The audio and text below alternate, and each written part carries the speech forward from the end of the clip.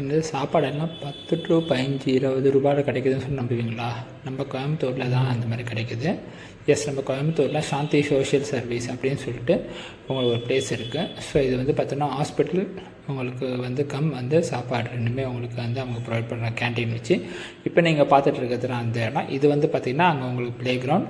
இந்த இடத்துல குழந்தைங்கள்லாம் நல்லாவே விளையாடலாம். நாங்கள் போனது பார்த்திங்கன்னா ஒரு ஈவினிங் டைமில் நாங்கள் போயிருந்தோம். அது மண்டே. ஸோ அப்போவே பார்த்தீங்கன்னா நல்லா கூட்டம். நாங்கள் போகும்போது எங்கள் ஃபேமிலியில் பார்த்திங்கன்னா குழந்தைங்க எல்லாம் நல்லா விளையாடிட்டு இருந்தாங்க.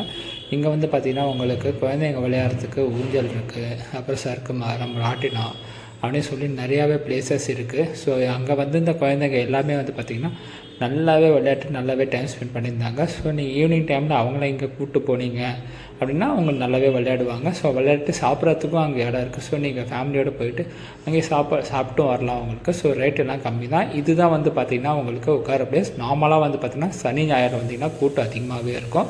இப்போ நான் உங்களுக்கு ரேட் கார்டு உங்களுக்கு இங்கே காமிச்சிட்ருக்கேன். ஸோ அதை நான் உங்களுக்கு ஃபோட்டோவாகவும் போடுறேன், நீங்கள் பார்க்கலாம்.